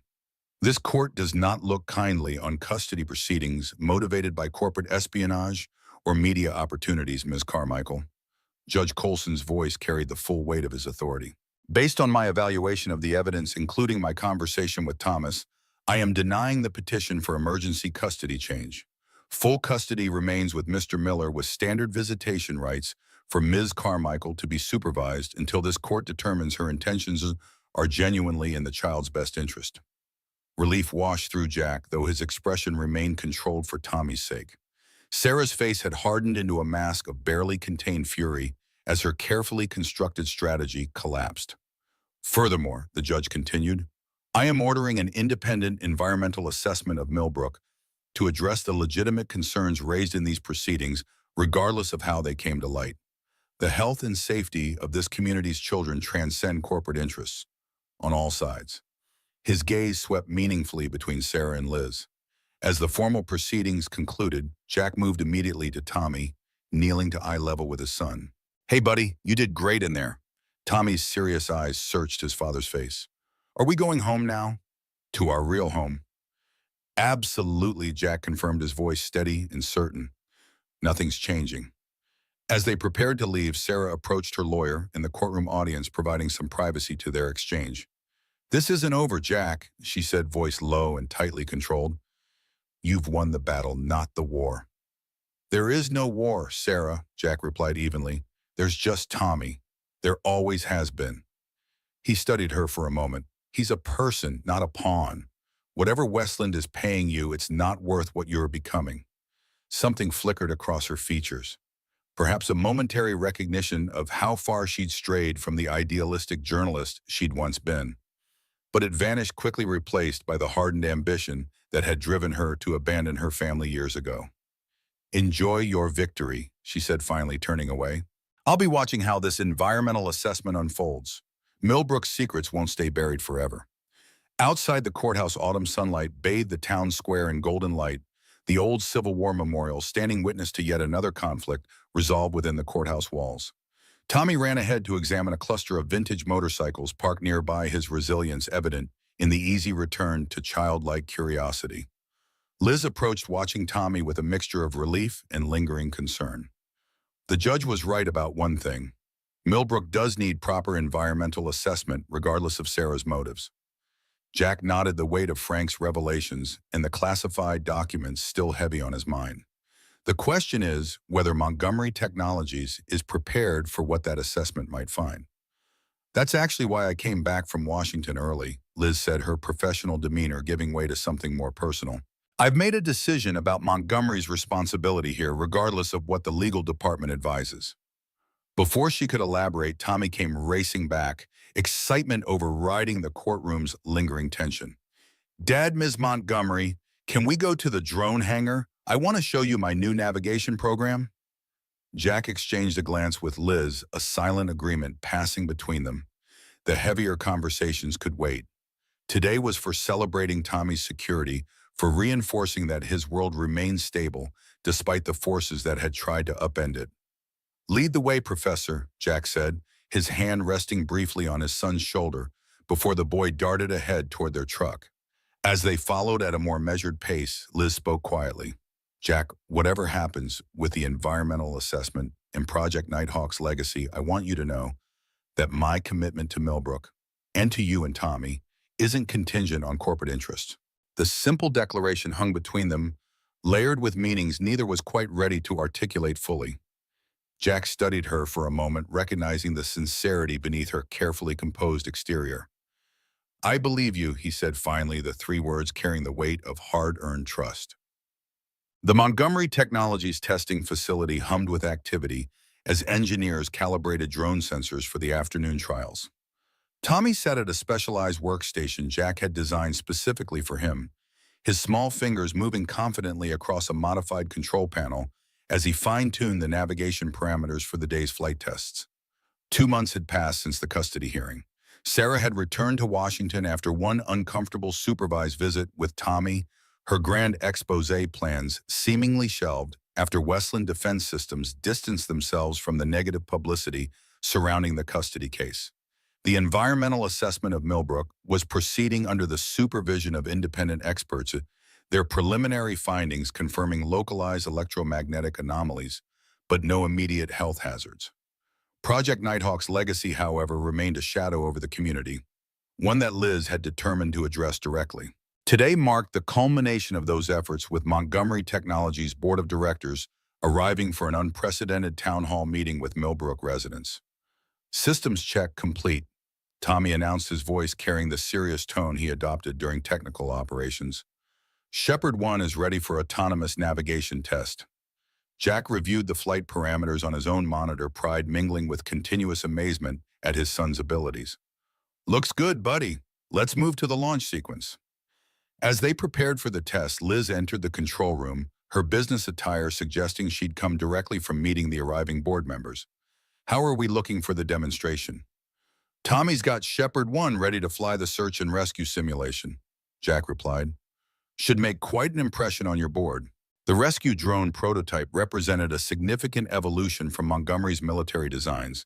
Smaller, more maneuverable, equipped with advanced sensors, specifically calibrated for detecting human life signs in disaster scenarios. Tommy had contributed several key innovations to the navigation systems, his unique perspective leading to solutions the adult engineers had overlooked. They need to be impressed, Liz said, a hint of tension beneath her professional composure. Today's vote will determine Montgomery Technology's future direction and our commitment to making things right in Millbrook. The significance wasn't lost on Jack. Over the past months, he'd watched Liz wage an internal battle within her own company, pushing for transparency about Project Nighthawk and allocating resources for community restoration that went far beyond legal requirements. Today's board meeting represented the culmination of those efforts, a formal acknowledgement of corporate responsibility and commitment to a new ethical framework moving forward. Dad, can I start the launch sequence? Tommy asked, focused entirely on the technical challenge before him rather than the corporate politics swirling around them. Go ahead, Professor. Jack authorized, gesturing toward the control panel. Tommy initiated the sequence with practiced movements, the large display screens showing the drone systems coming online. Suddenly, the boy froze, his hands hovering above the controls as his head tilted slightly, a posture Jack recognized from previous episodes of sensory sensitivity. Tommy, what's wrong? I can feel it, Tommy whispered, eyes wide. Like before, but stronger. Concern immediately replaced Jack's technical focus. Feel what, buddy? The buzzing in the air. Tommy's hands moved to cover his ears, though the control room remained quiet. It's the same feeling as when Ms. Montgomery's car broke in the storm. Jack and Liz exchanged alarmed glances. Before either could respond, the facility's lights flickered, electronic systems momentarily destabilizing. Outside the control room windows, they could see engineers looking up in confusion as equipment readings fluctuated without explanation. Electromagnetic surge, Jack said, immediately moving to protective mode. Tommy stepped away from the electronics. But Tommy remained transfixed, his expression shifting from discomfort to intense concentration. I can see where it's coming from, he said, voice distant as if accessing some internal perception. The old building by the hills, where the secret things were buried. A chill ran through Jack as he recognized the description, the restricted area near the fairgrounds where additional Project Nighthawk materials had been discovered during the environmental assessment. The site was secured but not yet fully excavated due to hazardous materials concerns. System readings are spiking across all monitors, one of the engineers called out, unprecedented EM activity registering throughout the facility. As alarms spread through the testing center, Tommy suddenly turned to his father, eyes wide with an urgency that transcended his usual reserved demeanor. Dad, I need to go there. I can make it stop. Absolutely not, Jack replied instantly, parental protection overriding all other considerations. That area is restricted for a reason, buddy. Jack, Liz interjected quietly. The environmental team reported unusual activity at the Nighthawk site this morning. Energy signatures they couldn't explain, possibly triggered by the excavation work. Before Jack could respond, the facility's emergency systems activated. Lights shifting to backup power security protocols engaging automatically. Through the windows, they could see the approaching vehicles of the Montgomery Technologies board members, stopping at the facility entrance, prevented from entering by the automated lockdown. If there's an instability at the Nighthawk site, we need to evacuate, not investigate, Jack insisted, already reaching for Tommy protectively. It won't help, Tommy said with startling certainty. It's waking up, like it was waiting.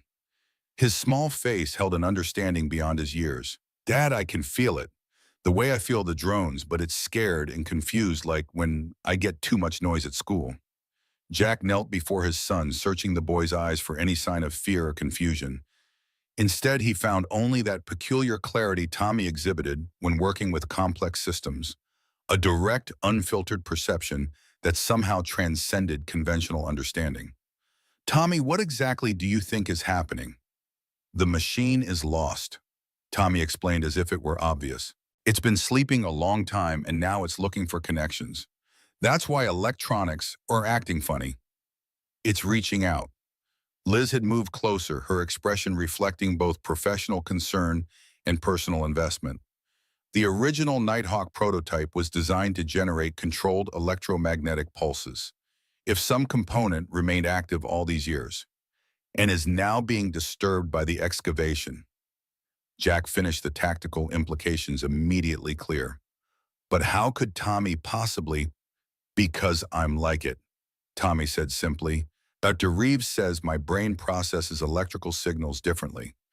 I can feel the patterns, like when I know what's wrong with a drone just by watching it flick.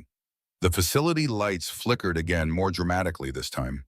Outside, they could see the drone prototypes on their launch pads powering up without human activation, responding to some external command signal.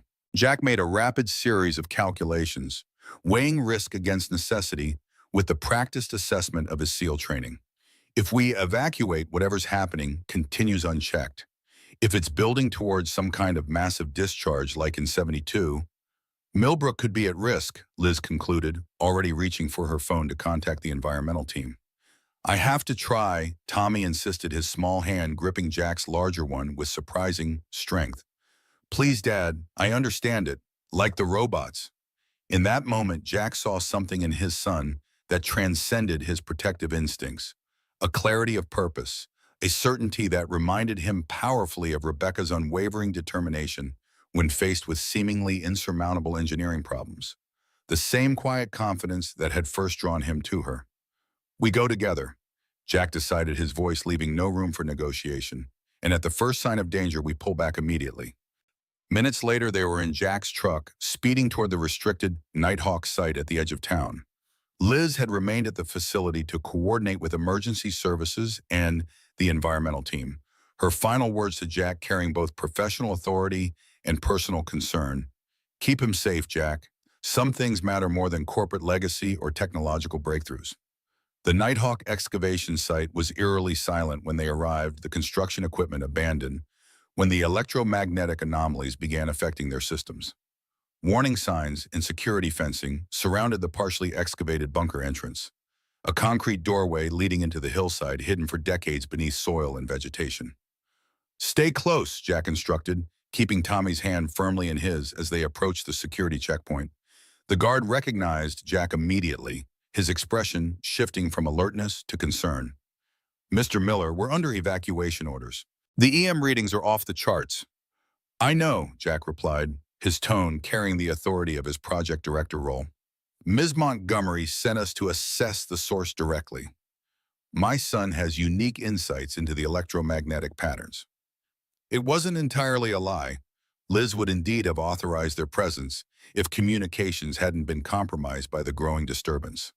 The guard hesitated, then nodded, stepping aside to allow them passage. As they approached the bunker entrance, Tommy's grip on Jack's hand tightened. It's scared, he whispered. It thinks it's still at war. What do you mean, buddy? The machine. It was made to fight Russians. Tommy's matter-of-fact delivery of this historical detail sent a chill through Jack. It's been asleep, but now it thinks it needs to protect everyone. Inside the bunker entrance, emergency lighting cast eerie shadows across walls lined with faded warning signs and security classifications. The excavation team had cleared the main corridor, revealing a control room that looked like a time capsule from the early 1970s, analog equipment alongside early computer systems, all designed to manage something housed in the chamber beyond. Tommy moved with unexpected confidence through the space, his sensitivity to the electromagnetic fields apparently providing a form of guidance. Jack followed closely, every sense heightened for potential danger, torn between his trust in his son's unusual abilities and his instinct to remove Tommy from this hazardous environment immediately. In the main chamber, they found the source of the disturbance, a device resembling a massive capacitor array surrounding a central core of technology that seemed decades ahead of its era. Parts of it glowed with an unnatural blue light power systems that should have been dormant, somehow reactivating after nearly 50 years. That's it, Tommy whispered, approaching the device with a combination of caution and fascination. That's what's talking to the drones. Don't touch anything, Jack warned, surveying the room for immediate threats. Structural instability, radiation hazards, anything that might endanger his son. I don't need to touch it, Tommy replied, his voice taking on that distant quality again. It can feel me, too. As if in response to his words, the blue glow intensified the hum of energy building in the chamber. Display panels that hadn't functioned in decades flickered to life, showing readouts in technical language Jack recognized from his military days. Power levels targeting coordinates, system status. It's looking for instructions, Tommy explained, his eyes fixed on the pulsing core. It thinks it failed its mission because it hurt people.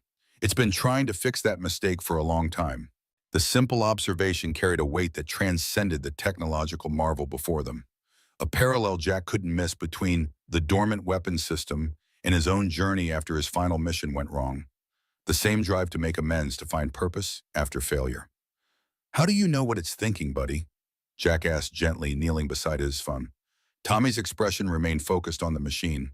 "The same way I know when a drone wants to turn left but its wing is heavy, I can feel what's wrong." He turned to Jack with absolute certainty. "It needs a new mission, Dad, a better one." Understanding dawned as Jack recognized what his son was proposing, not shutting down the system but repurposing it. The same transformation they'd been implementing with Montgomery's military drone technology, shifting towards search and rescue, toward protection rather than destruction. "What kind of mission do you think it needs?" "To protect Millbrook, not hurt it," Tommy replied immediately. "To help the drones find people who are lost like we designed them to do." The simplicity and wisdom of the solution struck Jack profoundly. Before he could respond, the bunker door opened behind them, admitting Liz and the lead environmental scientist, both wearing protective gear and carrying monitoring equipment. Liz's voice carried equal measures of relief and concern. "The readings throughout town are approaching critical levels. We need to—" She stopped abruptly, taking in the scene before her. Tommy standing calmly beside the pulsing heart of Project Nighthawk, the machine's energy somehow stabilizing rather than escalating in the boy's presence. "He's communicating with it," Jack explained quietly, unable to fully articulate the bond he was witnessing between his son and the long-buried technology. "Somehow he understands what it was designed to do and what it could do instead." The scientist's instruments confirmed what Jack already sensed. The chaotic energy patterns were reorganizing, shifting from the destructive pulse signature of a weapon toward something more controlled, more directed. "It's calibrating to him," the scientist whispered in amazement. "The electromagnetic patterns are synchronizing with his neural activity." Liz moved slowly forward, her expression shifting from professional concern to something approaching wonder. "Tommy, what are you doing?" "Giving it a new bomb," Tommy replied simply. "Like you did with the drones, Ms. Montgomery. Not for hurting anymore, for finding and helping." As they watched the machine's threatening energy signature continue to transform, the blue glow stabilizing into a steady pulse. On the ancient monitors, targeting coordinates were replaced by a topographical map of Millbrook and surrounding areas, a surveillance grid rather than a weapons system. "He's reconfigured the entire system architecture," the scientist murmured, studying his readings. "It's now functioning as a sort of electromagnetic mapping array, the kind of technology we've been trying to develop for the search and rescue drones." "Not trying anymore," Tommy said with quiet satisfaction. "It's fixed now. It can help us find people when they're lost in storms or earthquakes. The drones will always know where to look." Jack placed a protective hand on his son's shoulder, overcome with a father's pride and a warrior's recognition of battles won not through force but through understanding. Tommy had faced the legacy of Project Nighthawk not with fear but with compassion, seeing not a weapon but a misunderstood system that needed redirection. As the immediate crisis stabilized, they emerged from the bunker to find Millbrook bathed in afternoon sunlight. The town below continuing its daily rhythms, unaware of how close it had come to a disaster echoing the 1972 tragedy. The Montgomery Technologies board members had gathered at the security perimeter, their expressions ranging from confusion to concern to, in some cases, clear relief at seeing Liz emerge safely. "The situation is contained," Liz announced with professional composure, though her gaze lingered on Tommy with undisguised admiration. "And I believe we've just witnessed the most compelling demonstration possible of why our new direction is not just ethically necessary, but technologically superior." Later, as emergency teams secured the Nighthawk facility, and initial assessments confirmed Tommy's remarkable reconfiguration had indeed transformed the dangerous system into a stable support network for the drone program, Jack found a moment alone with Liz at the edge of the site overlooking the town that had shaped both their lives in unexpected ways. "The board unanimously approved the full remediation package for Millbrook," Liz said quietly, "including the health monitoring program for families affected by the original incident and the Community Development Fund." Tommy's demonstration was pretty convincing, Jack acknowledged with the hint of a smile. It wasn't just that. Liz's gaze remained on the town below. Seeing a child transform something designed for destruction into a tool for saving lives, it put everything into perspective. The legacy we choose versus the one we inherit. The simple wisdom in her words resonated deeply. Jack had come to Millbrook seeking to provide stability for Tommy after his own destructive past, only to find himself confronting historical damage that predated his arrival. Liz had returned to uncover her family's buried secrets, and in doing so found a path toward redemption neither had anticipated. What happens now? Jack asked the question encompassing far more than the technical resolution of the day's events. Liz turned to face him, fully professional reserve, giving way to the genuine connection that had been building between them for months. Now we build something better. For Tommy, for Millbrook, for ourselves. She hesitated, then added with uncharacteristic vulnerability, if that's still what you want. Before Jack could respond, Tommy appeared beside them, his earlier fatigue replaced by renewed excitement. Dad, Ms. Montgomery, the engineers say we can connect the Nighthawk system to our drones tomorrow. We'll have the best search and rescue program ever. Jack exchanged a glance with Liz, both recognizing the metaphor inherent in Tommy's enthusiasm. The integration of past and present, of redemption and innovation of separate lives joining toward a common purpose. Sounds like a plan. Professor, Jack agreed, ruffling his son's hair affectionately. Tomorrow is looking better already. As the autumn sun dipped toward the Millbrook Hills, casting long shadows across a town poised between its troubled past and promising future, Jack Miller found himself exactly where he needed to be, with his son safe beside him and a woman who had journeyed from corporate adversary to essential ally to something much more significant. The path forward wasn't without challenges, but for the first time since returning to Millbrook, it was illuminated by genuine hope rather than merely duty. Sometimes Jack reflected, watching Tommy excitedly explain drone modifications to an attentive Liz. Rescue comes in forms you never anticipated. On rain-slicked highways and courthouse battles, in underground bunkers, where the ghosts of the past surrender to the possibilities of the future. And sometimes the people who need rescuing most are the ones who appear strongest, who have built their lives around protecting others without recognizing their own need for connection. Dad, Tommy called, breaking into his thoughts. Ms. Montgomery says I can design the new drone controller myself. Come see the plans. As Jack joined them, the three forming a natural unit against the backdrop of Millbrook's rolling hills, he recognized that this moment, these people, was what he had been searching for since returning from his final mission. Not merely a sanctuary for Tommy, but a purpose greater than the wounds of the past and people with whom to share it. The rescue, it seemed, had been mutual after all.